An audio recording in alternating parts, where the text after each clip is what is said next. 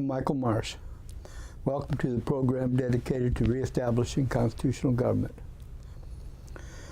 When people say they want to take our country back, that's really what they're talking about, getting our constitutional government back. The Constitution's still on the book, both the Oregon Constitution and the United States Constitution. Problem is, neither the Oregon government nor the United States government is obeying the Constitution. That's our Constitution, the people's Constitution. This is the people saying, okay, government class, you can have your power and you can do certain things, but you can't go too far. And that's a contract that was made between the American people and the United States government. That was a contract made between the people of Oregon and the Oregon government. Now, both of governments have decided that the contract is no longer valid and they can do whatever they please. But they're not doing a very good job of taking care of we the people. That's why Bernie Sanders and Donald Trump are doing so well. Donald Trump on the Republican side and Bernie Sanders on the Democrat side. Because people are frustrated, people are angry, and because our country being destroyed, and they both offer solutions. Hillary Clinton is a major part of the problem, although to be fair, Donald Trump was donating money all along to her, so he's part of the problem too. So do you want the incompetent socialist who is working for Donald Trump, or do you want Donald Trump himself? One nice thing about Donald Trump is he is an American, or at least he's claiming to be an American. Hillary Clinton and Bernie Sanders are not claiming to be American. They're globalists. And that could hurt us. That's major part of the problem, is because our government has been caring more about other countries than they are about the American people. And the American people understand this and are angry, rightfully so. And Bernie Sanders supporters, they have some legitimate gripes. One person said that capitalism has failed, and because she or he is in, we're in trouble, but capitalism isn't what failed. What happened is, okay, 6 of the richest of the 6 of the 10 richest counties in America are suburbs of Washington, D.C. That is not capitalism. That is corruption.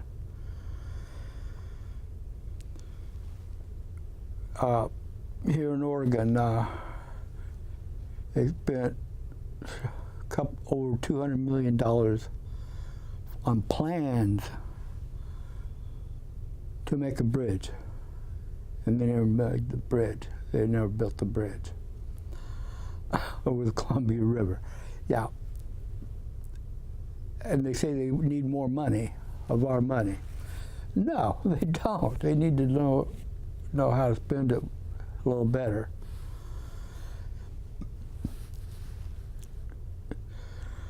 Now, if you noticed, I know some people have been posting on Facebook and everything that the reason they're supporting Bernie Sanders is, they work 2 or 3 jobs and they're still not getting anywhere, and that's legitimate, but why are they not getting anywhere? Why are wages stagnant? Why is it hard to find a job even? Donald Trump says he's going to make America great again. Okay, I like that. I want America to be great. But we have to understand why America was great in the first place. And one of the reasons was, if you had an idea, you could monetize it. You could keep at least most of the rewards for your idea, for your work. You get paid for your work. But now, taxes are so high, regulations are so steep. It used to be pretty easy to start up a company here in Oregon. Pay about $12, and it's an initial fee. And then, of course, if it became successful, you'd have to pay more. But just the name, and you could get your company started for about $50 with the Secretary of State's office. But we have a government that acts arbitrarily and is actually trying to destroy the American people and the people of Oregon, which is why I'm going to be a candidate for Secretary of State. Why Secretary of State?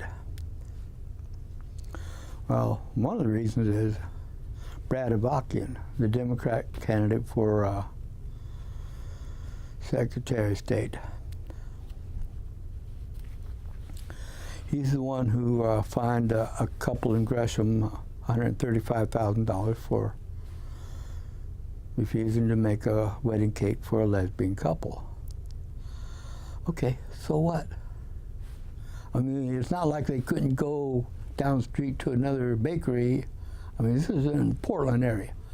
There are thousands of bakeries in Portland area that would be quite happy to make that wedding cake. But we have a government that doesn't want private industry.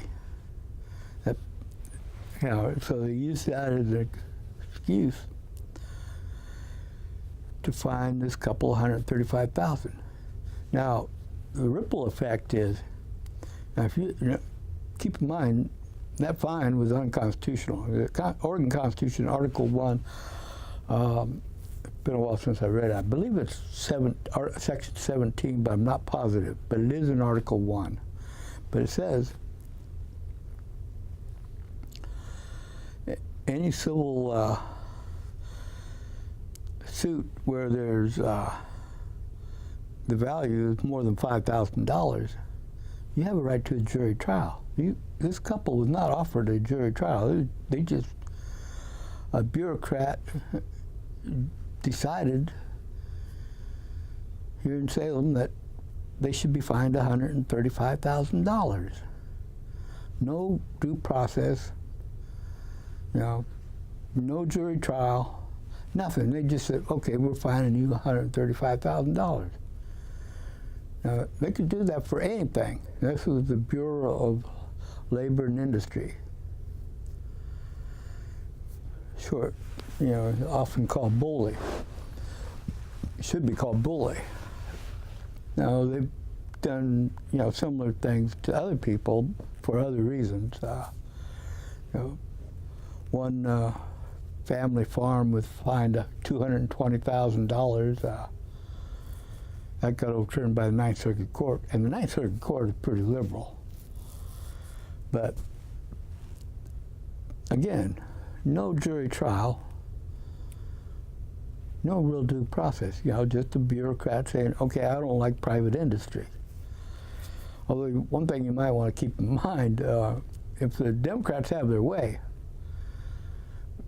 they want to close down farms and ranches. I guess Democrats think that food just magically appears in the stores, that it's there naturally. That there's no trucks that bring it in the food. There's no farms out in the countryside growing the food. I guess Democrats think that, it's just there. Well, guess what? It's not just there. People grow this food. And once the Democrats shut down all the farms, a lot of us are going to be hungry. And if you look at socialist countries, around the world, they're hungry. Venezuela, they're having minor riots because their socialist government isn't able to feed the people. Yeah. And the Democrat Party of Oregon wants to do the same thing here in Oregon. Now, two examples of what they're doing. One is happening down in southern Oregon. And they want to, the Democrats are talking about turning another section of Oregon over to the federal government to manage. Okay, guess what? And why do they want to do that? Right now, it's a canyon area, and pretty wild country. But there are some ranches, there are some a lot of good fishing areas, and people are using it. Democrats don't think people should be allowed to use our natural resources. They don't want, the Democrat Party does not want people to go out and fish, or they don't want people to ranch. Now, tourism is probably, I'm guessing, a really important part of the economy in that area, along with the ranching. And, the community is small, I'm sure, but, there would have to be some small general stores in the area. But the Democrats don't believe humans should be there. They want, right now, it's something like about 54% of Oregon is controlled by the federal government. And they want to give Oregon, more of Oregon over to the federal government for the purpose of, they want to stop people from fishing, and that probably, the paper didn't say which river they were fishing, but probably the Klamath. But it might be a different river. I'm not sure. But, and they definitely don't want people to be ranching. So keep that in mind if you like beef or lamb or whatever. That the Democrats don't want you to have it. Or at least the Democrat politicians and the people that vote for them. Like I said, they seem to think, especially the ones in Portland, seem to think that food just magically appears at the store. That maybe it's grown at the store. Well, got news for you, it doesn't. It's not magic. People actually work. Now,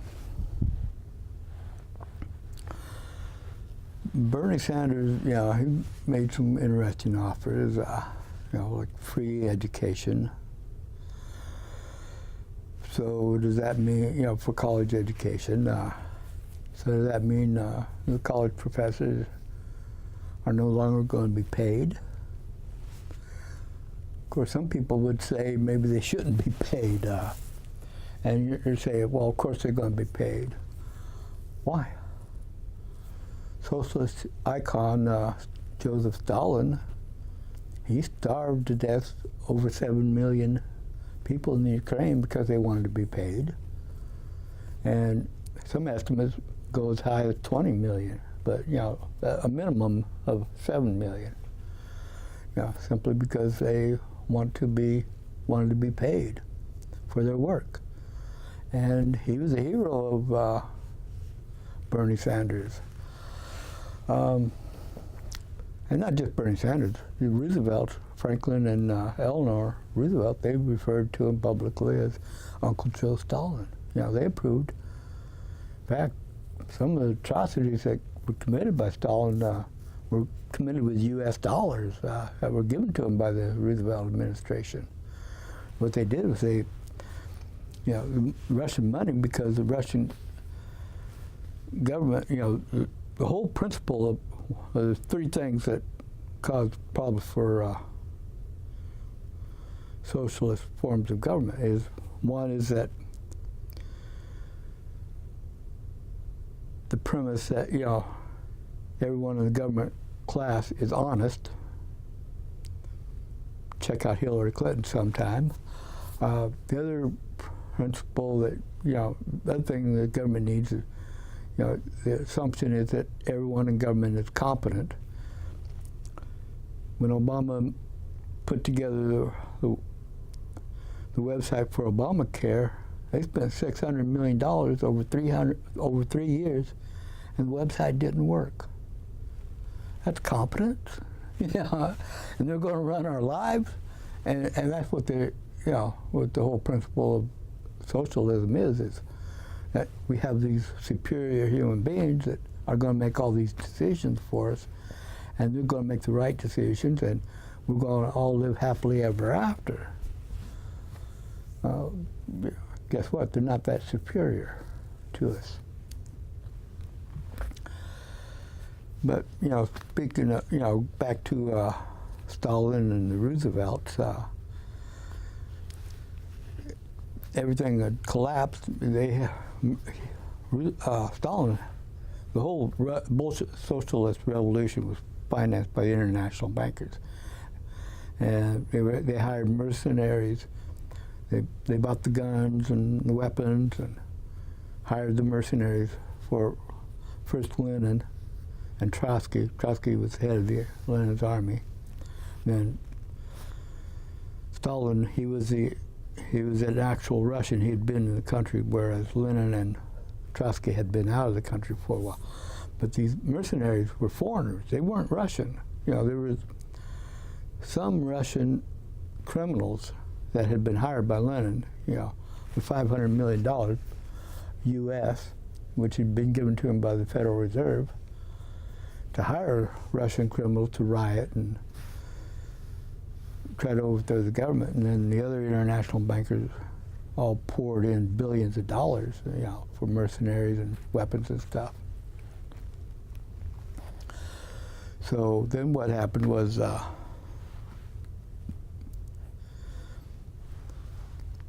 everything was falling apart. Nobody could do anything. They killed off people that could do anything. And the mercenary, money wasn't any good.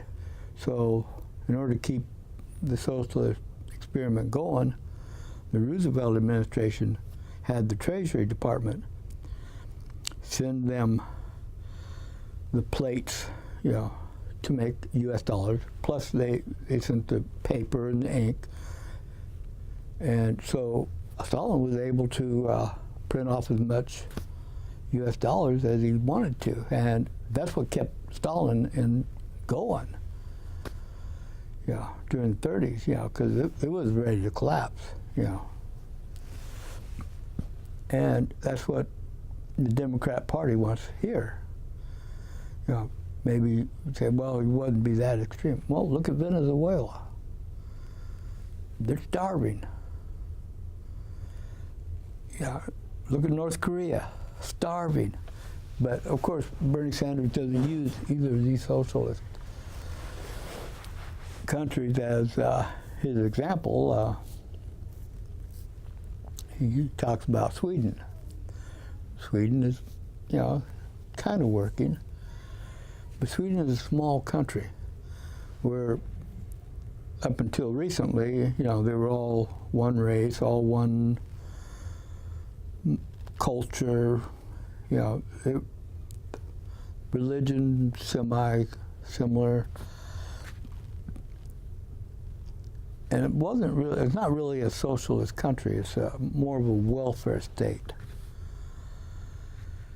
And that can work in a small country with a few people and where, everybody's the same. There wasn't a whole lot of diversity in Sweden.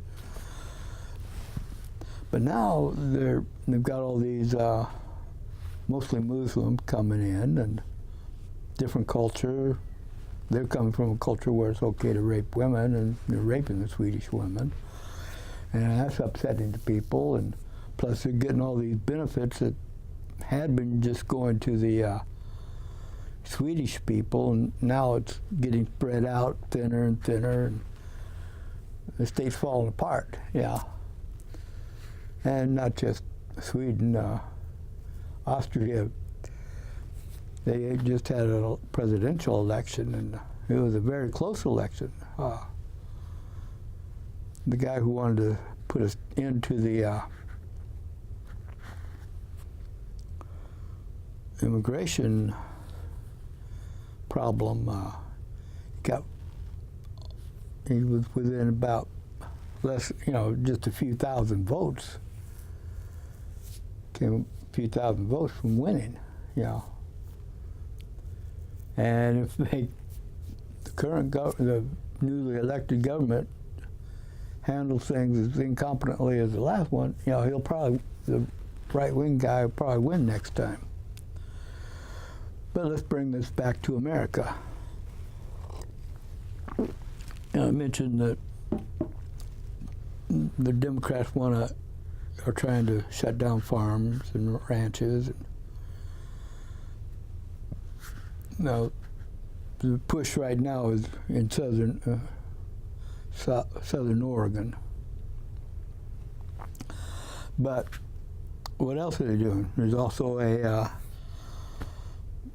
tax plan that was put forward by the Democrats.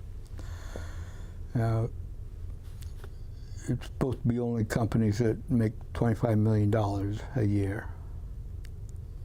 And they're going to raise about $6.1 billion a year.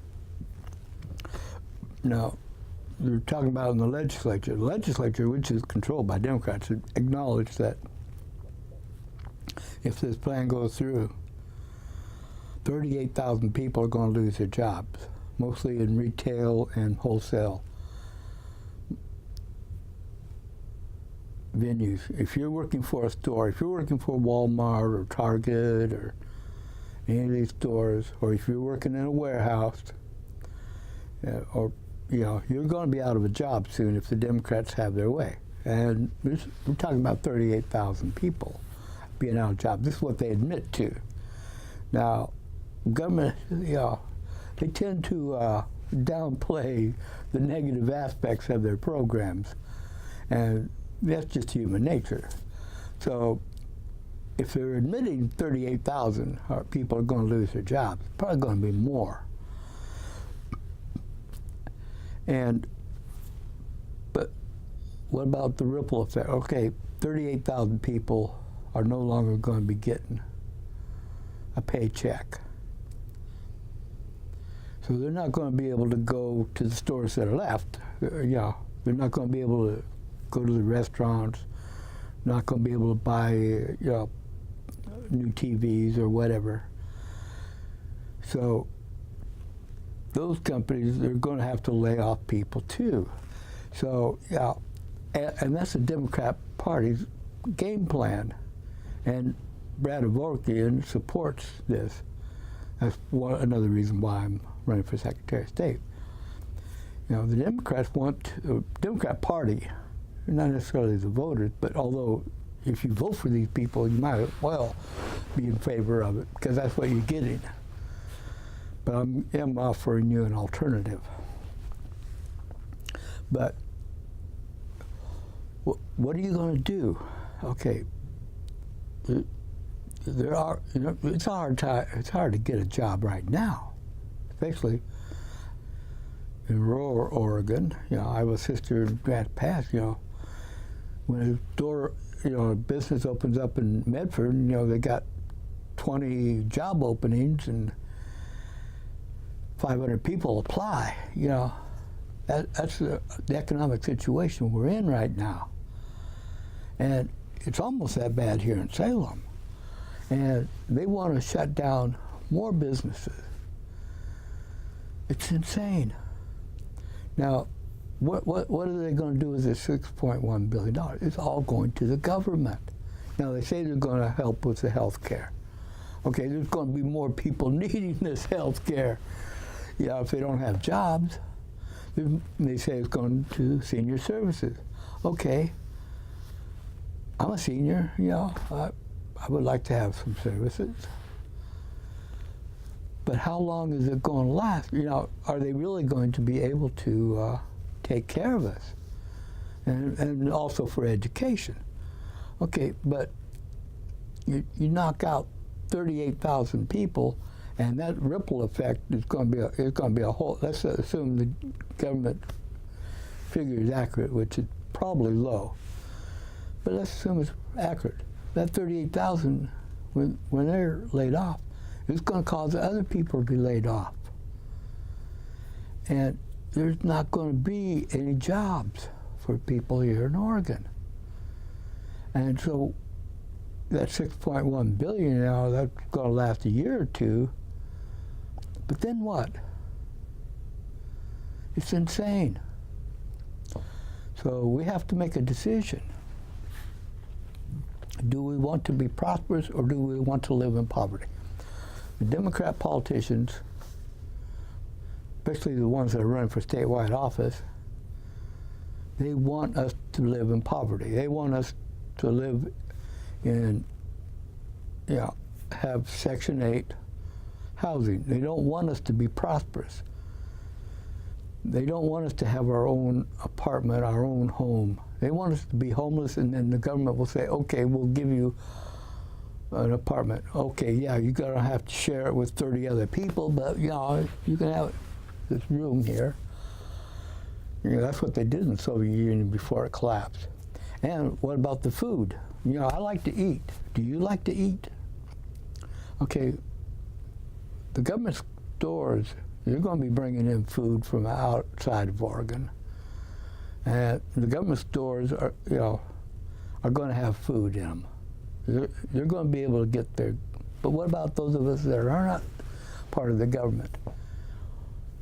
In the Soviet Union, there was no food for us. You stand in line, hopefully get a loaf of bread, and you'd be there for a couple hours because there wasn't a whole lot.